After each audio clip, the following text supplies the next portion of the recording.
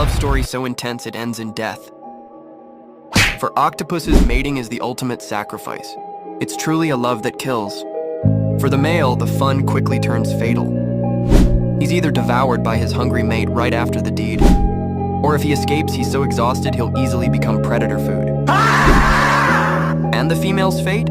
She guards thousands of eggs tirelessly for months, stopping eating completely. Once those eggs finally hatch, her life force is spent and she dies.